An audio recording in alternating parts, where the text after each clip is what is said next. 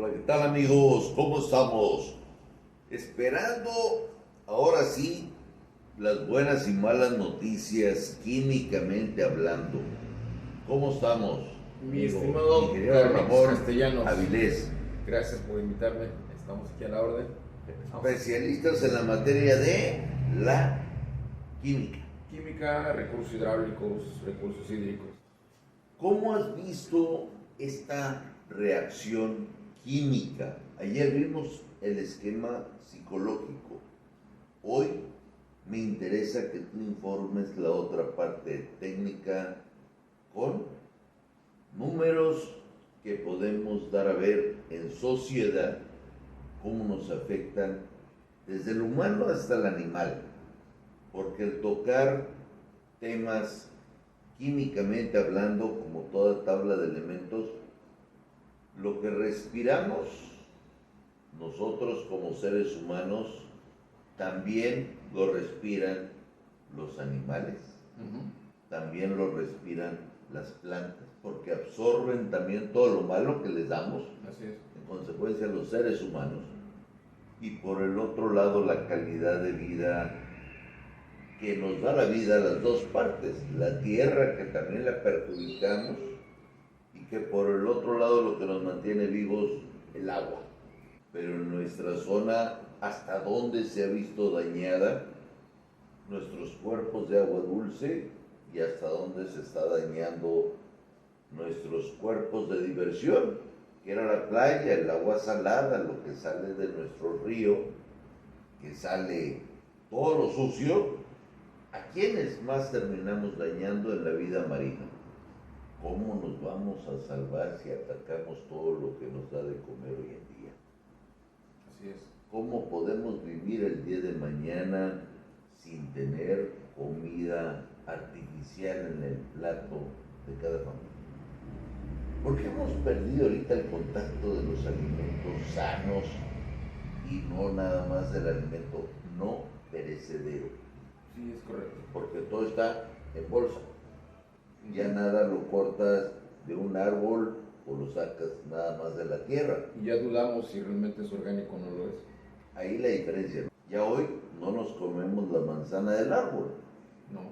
Ahora la tenemos que meter a un proceso donde deshidratamos una manzana hecha gajo y termina metida en una bolsa con un sinfín de químicos y en cierta manera ahora sí está sana. Cómetela. Con esta vas a tener una dieta y vas a mejorar. Cuando anteriormente, si a uno le subía la pancita, la podías bajar con una manzana, agua y pera. Rapidísimamente, el esquema digestivo está funcionando de maravilla. Así es. Porque dotas de esa función como que mediante antioxidante, digámoslo sencillamente, ¿no? Con 3 productos. Pero como todo, ¿hasta dónde nos estamos acostumbrando a tomar agua hoy en día? ¿Cómo ves esa parte? ¿Hasta dónde verdaderamente vamos a salir adelante de esta crisis que ahora tenemos agua o tenemos un espejo de agua o ya casi has visto como consecuencia que ya no hay agua? Y el agua que estamos consumiendo, ¿qué consecuencias nos va a traer? Ok, ya nos está trayendo, mejor dicho. La primera pregunta que puede surgir de este tema es ¿qué agua estamos tomando? Así es. O sea, ¿es agua sana, es agua limpia, es agua verdaderamente potable? ¿O ya es el resultado de tantos hábitos de acostumbrarnos a cosas artificiales? Así es. Tristemente hablando. En los últimos 30 años ha aumentado el consumo de agua embotellada. 30 años. Sí, de hecho pagamos más a nivel nacional por agua embotellada que por el agua que nos llega en el suministro al que le llaman potable. Y digo entre comillas porque sabemos que no se puede tomar. Para que sea potable debe ser bebible. Si tú sacas agua del grifo y no la puedes beber, no hay que llamarle potable. En primer lugar, ¿por qué no se le llama potable? Bueno, de las 6 plantas potabilizadoras que tenemos aquí en la región, de las cuales 4 están en Altamira, 2 en Ciudad Madero, Tampico, y de esas 4 de Altamira, 2 no las contamos porque están en el puerto industrial y corresponden a agua que ocupan los recursos industriales. Nos quedan las demás, las otras 2 y 2 de Madero y Tampico, de las cuales una está en la Laguna de la Puerta. Y un rato de estos vamos a platicar de qué sucedió con la planta de tratamiento de aguas residuales llamada Tierra Negra y Morelos, que esa es otra historia que hay que platicar. Pero pregunta, ¿funciona? No, ese es el problema. Están clasificados en la categoría, de acuerdo con Conagua, como tratadoras potabilizadoras llamadas de clarificación primaria. Significa que solo les quitamos el lodo y la mandamos a las casas. Es algo así como que se cae una galleta al suelo, le soplo y ya te la puedes comer, no tiene nada.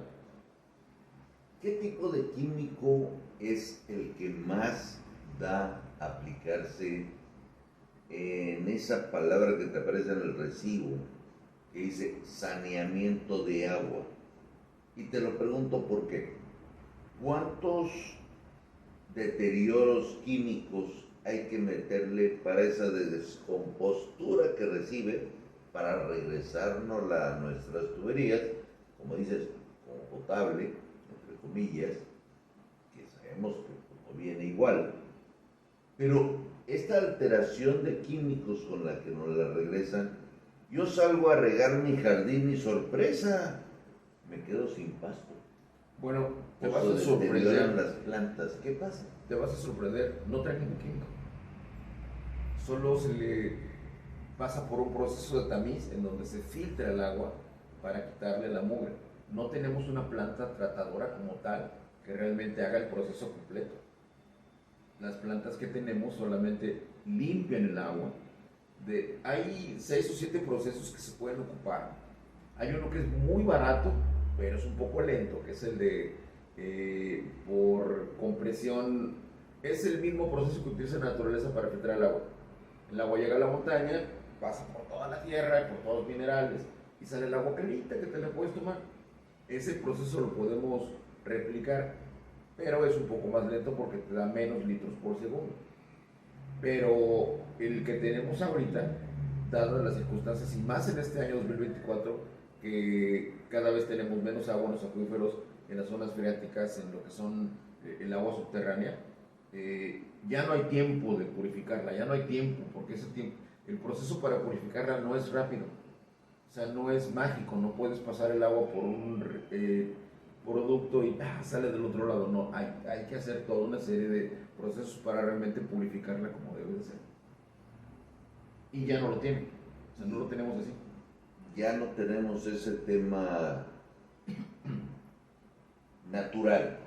Y que en este caso, por ejemplo, si nos comparamos con nuestro vecino estado, San Luis Potosí, tiene ríos, tiene esas venas nutrientes al área agrícola, a las áreas turísticas sobre todo. El agua se ve hermosa, se ve transparente, ves el fondo, ves los peces, ves las piedras del río que son grises, no hay alga.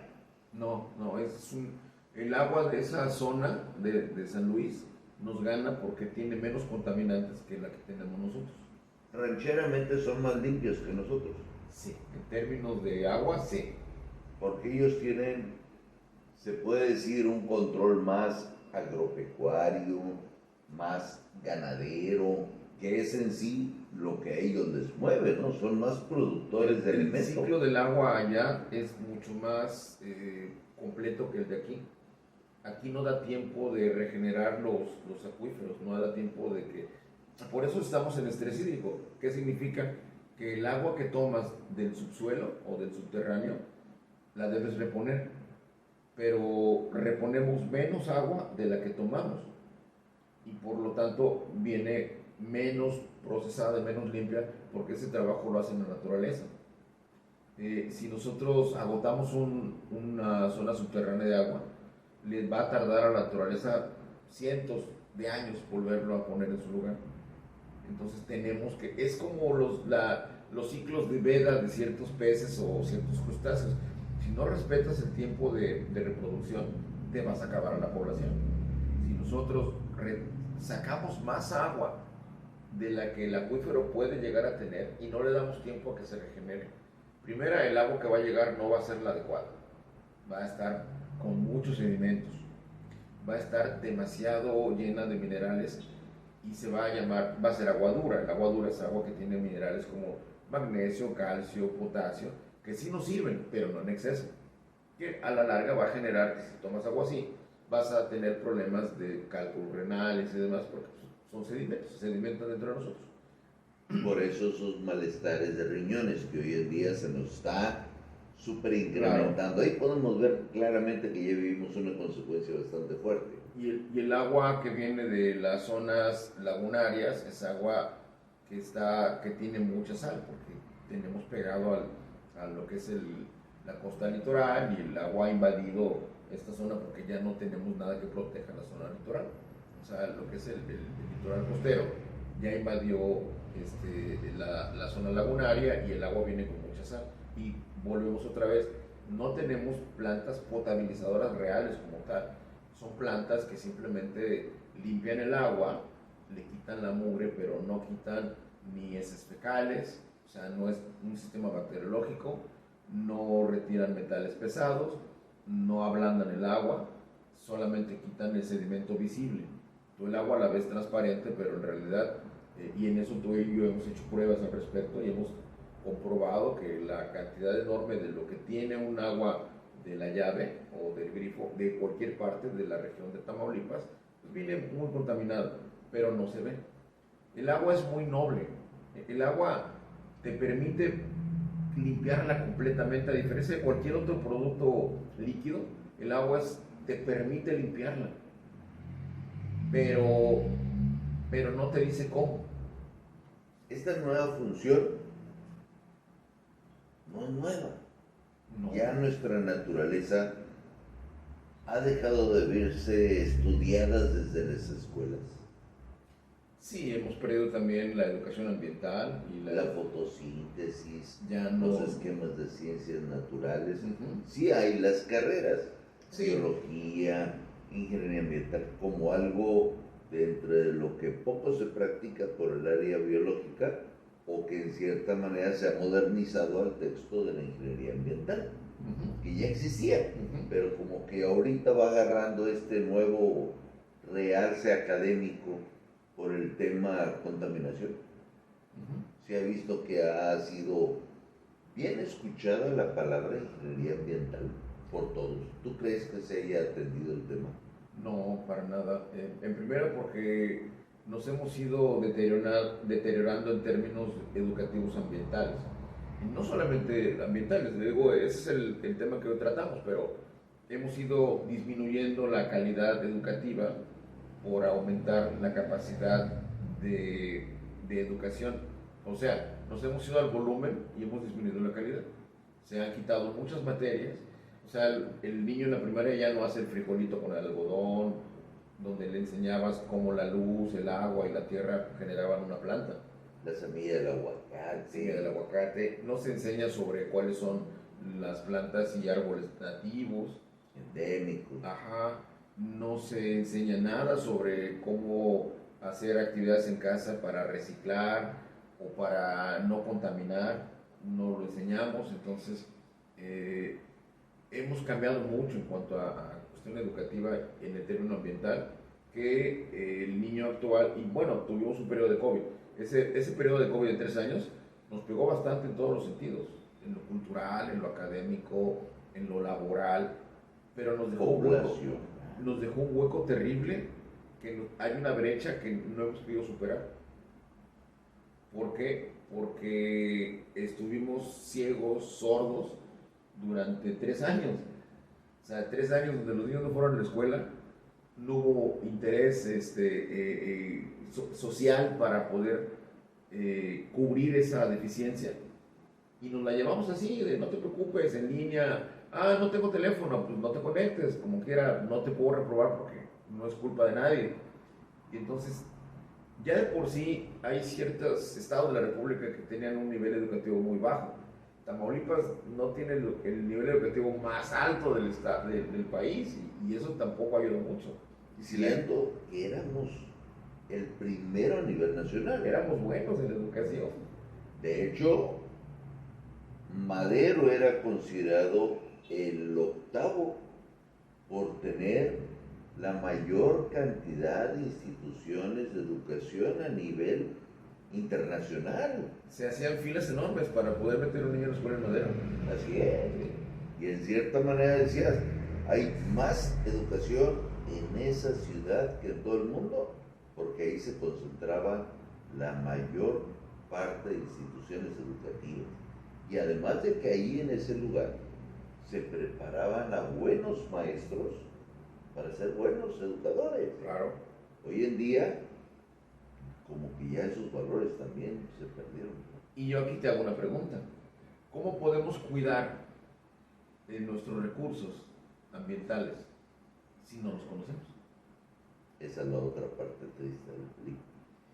Mas, sin embargo, ya como bien lo comentas, nos quedamos con esta pandemia ciegos, sordos y la que te faltó como de son las tres caritas de los monitos, mudos. No hacemos ¿Hasta nada. dónde debemos de hablar? Toda acción que México le sacude el tapete es las leyes. Y la Constitución mexicana todo lo que marca.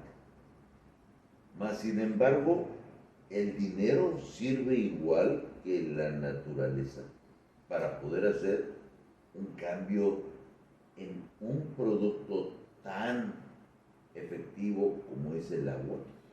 Te voy a decir lo que decía Aristóteles cuando le preguntaron sobre el valor del dinero. Aristóteles dijo, yo prefiero un pan que un billete. ¿Por qué? Bueno, porque el pan vale por lo que es, no por lo que representa. Así Y el dinero vale por lo que representa, no por lo que es.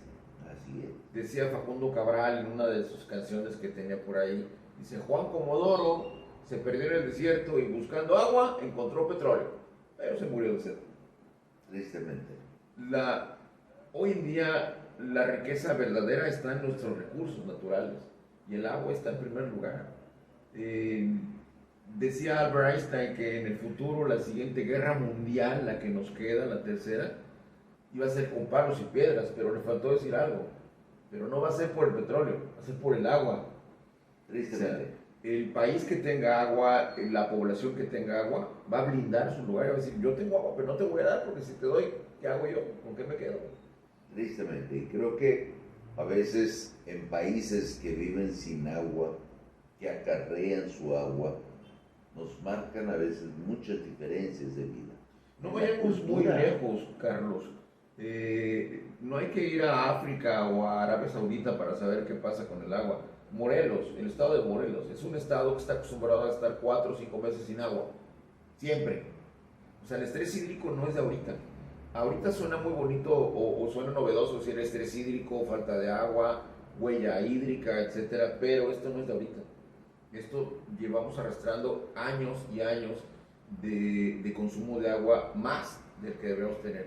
Pues hemos estado gastando algo que no teníamos y estamos en deuda con la naturaleza. Tristemente. Ajá. ¿Te acuerdas qué pasó en el lago de Guadalupe y en Xochimilco? ¿Y hace cuántas décadas fue? ¿Y te acuerdas que todo el mundo le echaba la culpa al lirio?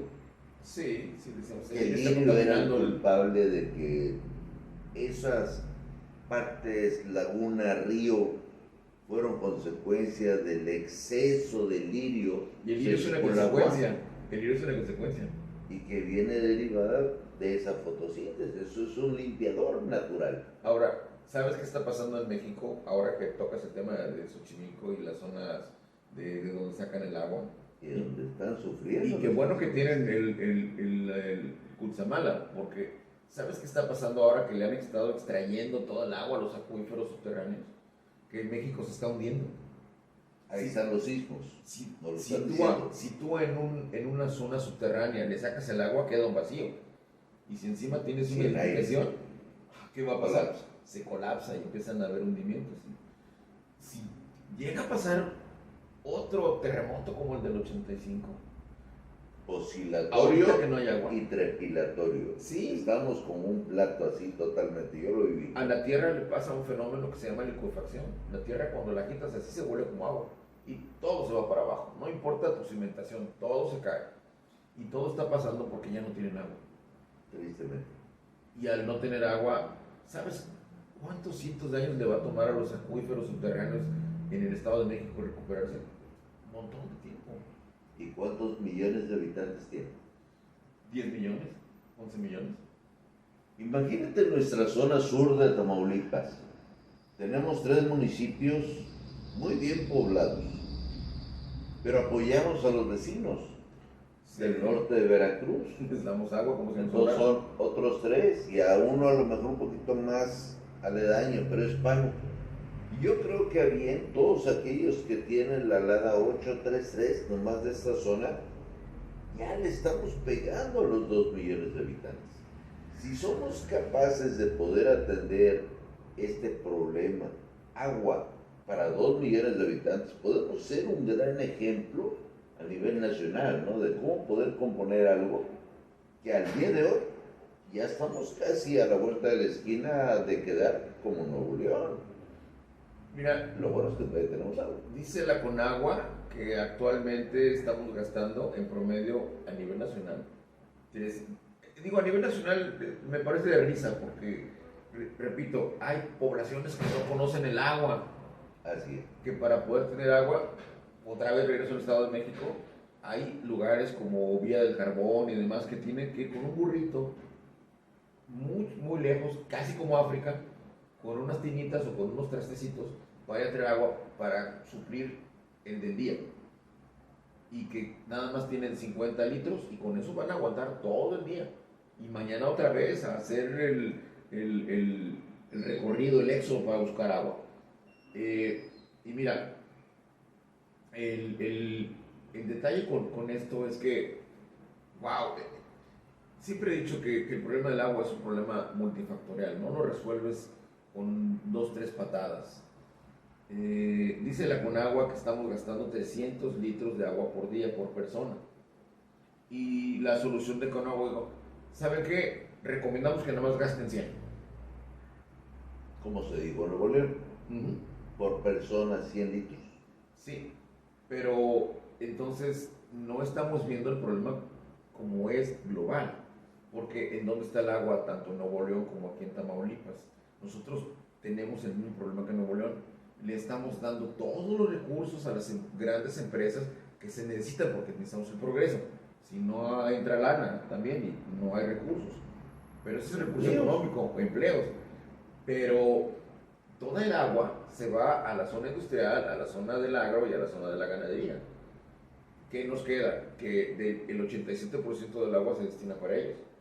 Y nos queda un 13%, pero de ese 13%, el 10% no la puedes tocar porque es tu reserva que no puedes tocar. Si tú tocas esa reserva, te va a pasar lo que en la Ciudad de México, se van a quedar sin agua. Y nos queda un 3% de agua, de total del agua que se genera aquí. Pero ya no ha llovido como antes. Entonces, la falta de lluvia implica una falta de regeneración de los acuíferos. A eso se le llama huella hídrica. A la cantidad de agua que se debería consumir por persona, pero que no se está utilizando y que va a dar a otro lado. O sea, es nuestra huella hídrica. Nuestra huella hídrica ya está marcada en rojo. Y por lo tanto, regresamos otra vez, no está lloviendo. El agua que hay la estamos compartiendo con los vecinos porque no tienen. Pero se le estamos dando a la industria, no a la población. ¿Dónde queda el apoyo a la gente que no tiene agua? A la gente que no tiene agua le dicen, mira, te vamos a seguir apretando las tuercas porque no hay agua, no tenemos agua. No, o sea, yo no tengo, ustedes sí tienen. Pero ahí es donde nos perdimos del tema constitucional. Así es, la parte legal. La parte de arriba hacia abajo, el que más la consume es al primero que se le va casi a frenar. Y después siguen como bien mencionan. Pero ¿cómo podemos condicionarnos a lo que nos mantiene vivos? Digo, porque se supone que si frenamos la agricultura, ¿qué vamos a comer? Si Bueno, frenamos la ganadería, ¿qué te ¿qué parece carne vamos si a antes de comer? concluir nuestra plática vemos cuáles son las posibles soluciones integrales? Excelente. Ahorita me gustaría comentarte otro pequeño problema que tenemos. La infraestructura sanitaria que tenemos a nivel regional es deficiente. Perdemos el 40% del agua que nos mandan, se queda en el camino. Hay muchas fugas. Desgraciadamente. Y esa agua que se pierde también te la cobran.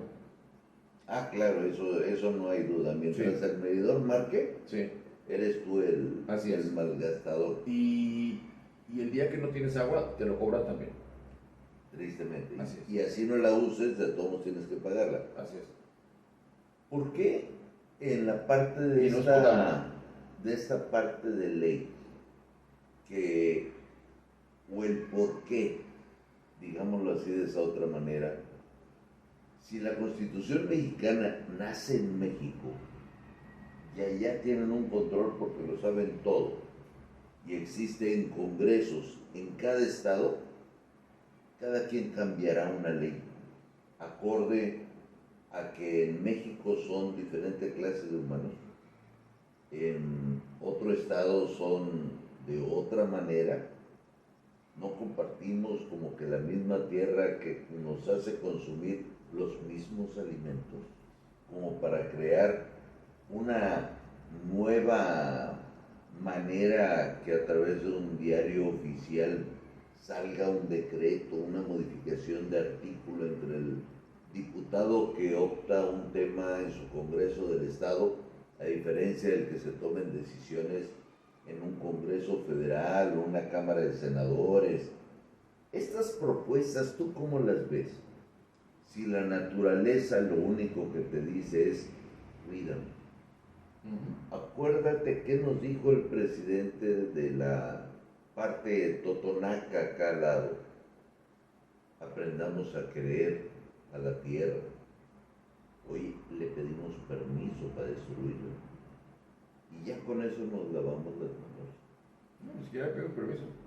Y en cierta manera, hoy por qué en día, esta palabra que bien mencionaste, endémica y nativa, si hay árboles que nos hacen daño, traerlos a lo mejor de Asia, acá, a México, en el tema de la tierra, un ejemplo, ya no pueden hacer un pastito y nacen insectos invasores que van a deteriorarles la reproducción o la vida a otros animales, insectos. Más sin embargo, por el otro lado, ¿te has dado cuenta que los que menos se quedan en un árbol son los pájaros? Es correcto. Ya no duermen como antes, que veías las parvadas de pájaros. ¿Y por qué duermen ahora en los alambres eléctricos? Porque son más inteligentes que nosotros. Se sienten más seguros. Sí.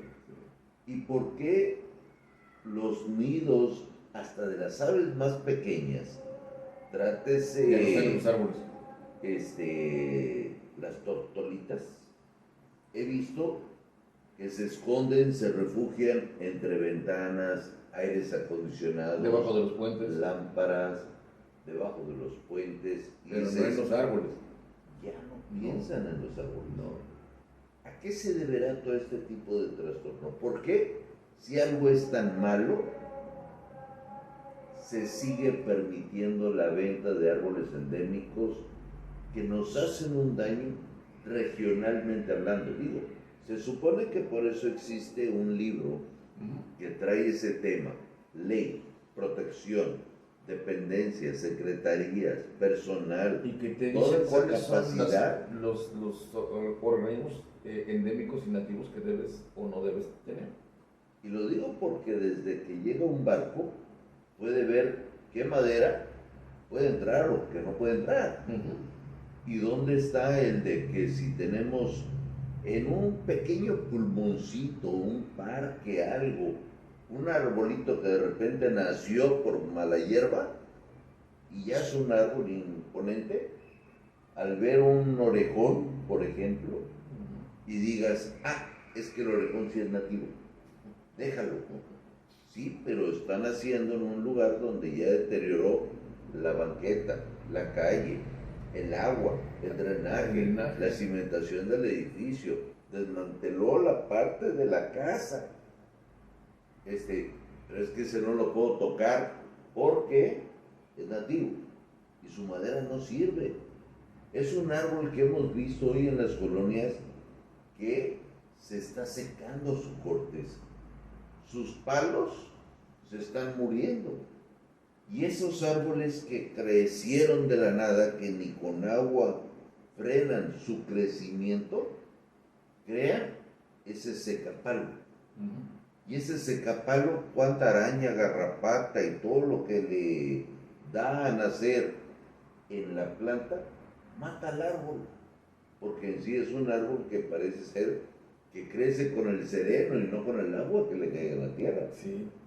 Esas diferencias, ¿dónde estará la evaluación técnica por un municipio? ¿O se estará haciendo? ¿Se llevará a cabo realmente? ¿Habrá un estudio? ¿Se estará tomando en cuenta realmente alguna protección a la naturaleza o no? Y yo creo que ahí por eso mismo, amigos, esto va para ustedes, como sociedad. ¿Hasta dónde podemos hacer esta sinergia como organizaciones civiles preocupadas por el medio ambiente?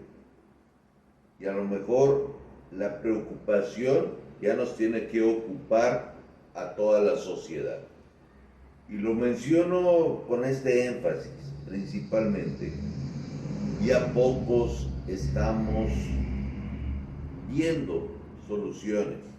Necesitamos de ustedes como sociedad para incrementar mejoría en las acciones. Sí hay importancia, hay que meter, como se menciona, ¿verdad? Reforestación, arbolización, pero no nomás basta con ir y sembrarlo. También hay que saber qué ponerle como nutriente, como se dijo, ese mineral, esa composta, esa revoltura entre la basura orgánica que sacas de casa, esas hojitas secas que otoñalmente nuestros abuelitos nos regalan, esa mezcolanza con un poquito de tierra y decirle, esta tierra que te voy a poner arbolito en el parque que vayas a quedar, sea algo nutritivo como esa vitamina que se requiere dejar para que el arbolito crezca sanamente. Pero que por el otro lado, si la ciudadanía nos ayudara un poquito más y nos diera esa mano, ¿qué tipo de agua crees tú que sería la más ideal? ¿La de la llave o le llamamos, aunque sea un vasito con agua, del garrafón? Yo no le echaría agua de la llave a un árbol, que al final de cuentas lo voy a terminar están matando. haciendo. Claro. Y en cierta manera, ahí es donde depende la participación de toda la ciudadanía.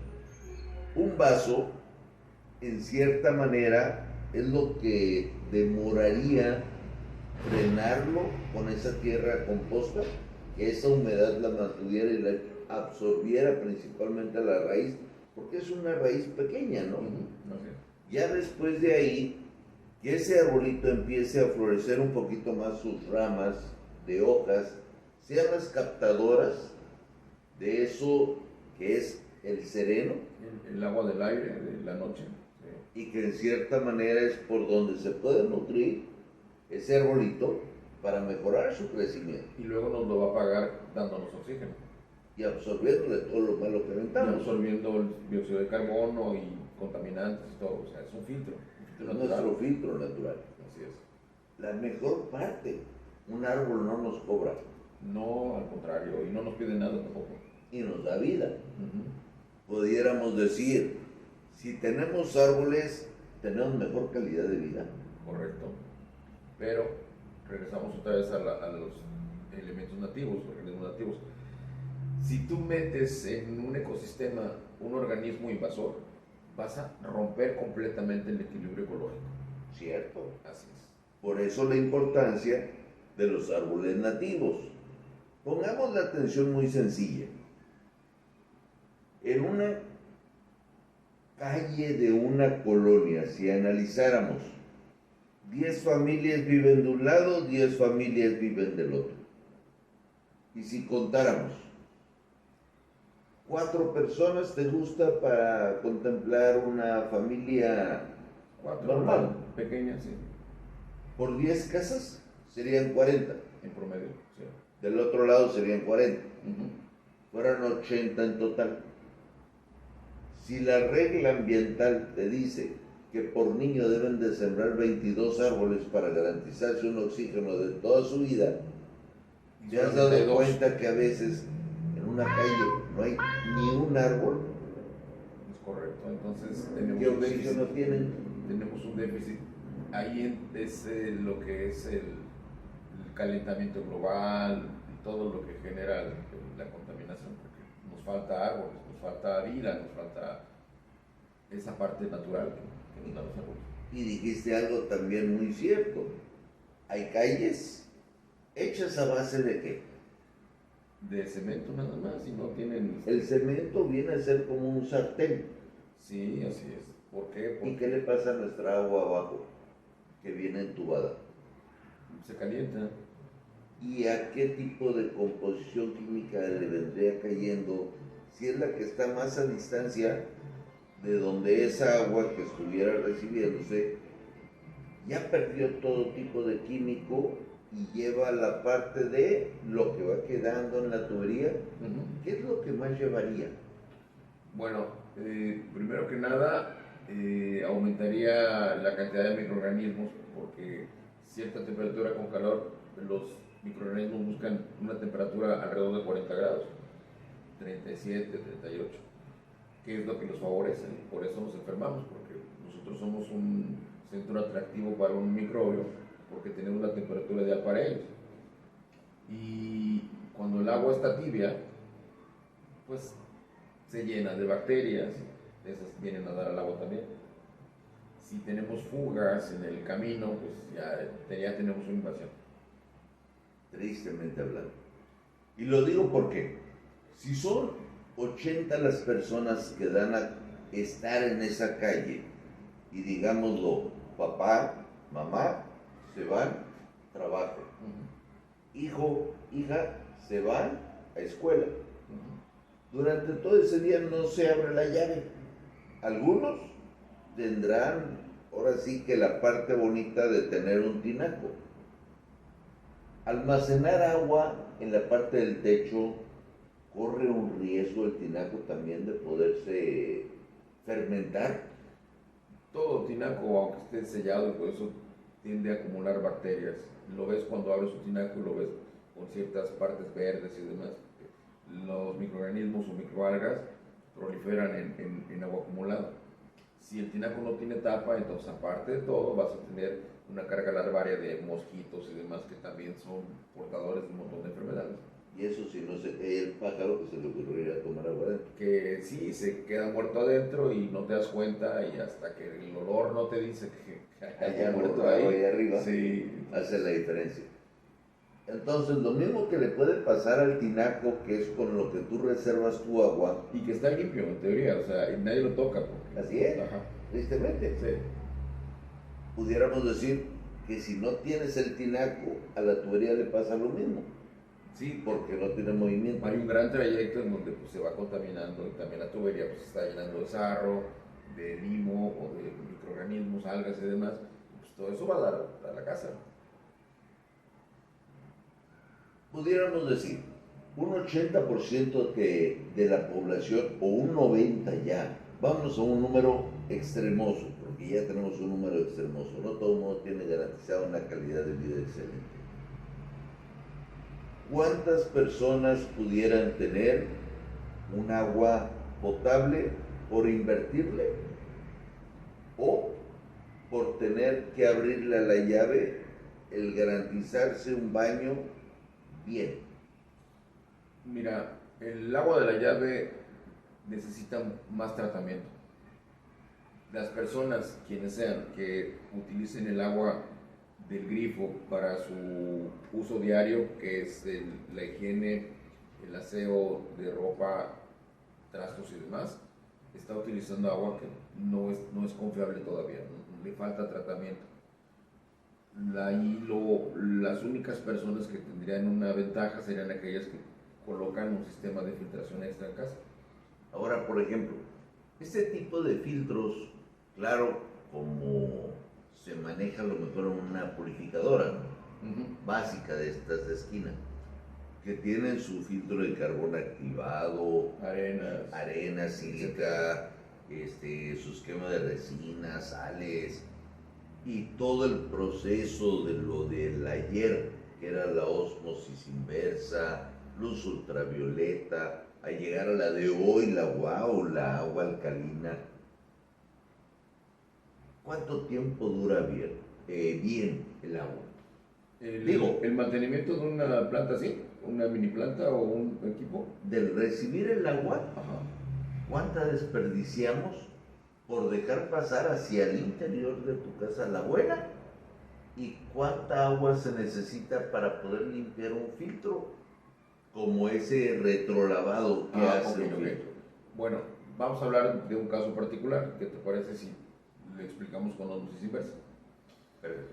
La ósmosis inversa casera como tal, si me preguntas si es un agua que puedes beber, sí, porque realmente bajo ese tratamiento que tiene, no voy a explicar el proceso, porque es hablar de membranas, el proceso que tiene como tal y el motorcito que utiliza permite que el agua que sale del vasito ya tratada viene con menos carga mineral, sí es capaz de retener metales pesados, sí elimina impurezas y sí es bacteriológico. O sea, diríamos que el agua te la recomiendo, bébela, pero tiene inconvenientes. Número uno, es caro, porque siempre tiene que estar conectado a la electricidad. Es un motor eléctrico. Gastando luz. Sí, siempre. Siempre. Dos, es muy lento. Tarda mucho en llenarse el vasito de agua, o sea, un chorrito. ¿Por qué? Porque es un proceso, estás forzando al agua a pasar de un lugar a otro donde no debería. Por eso el tubito es insignificante de caída de agua, ¿no? Es capilar nada más. Y la tercera, la que más me preocupa es que de cada 10 litros tú recibes 2 y te desperdicias 8. Porque está hecho de tal manera que el agua que ya se pasó por tamiz y que ya no llegó al capilar, es agua que ya no sirve.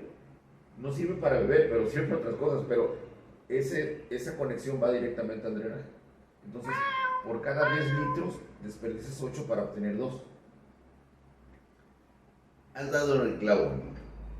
Si ese tipo de punto se empezara a educar a la sociedad que tiene la capacidad económica de comprar el sistema de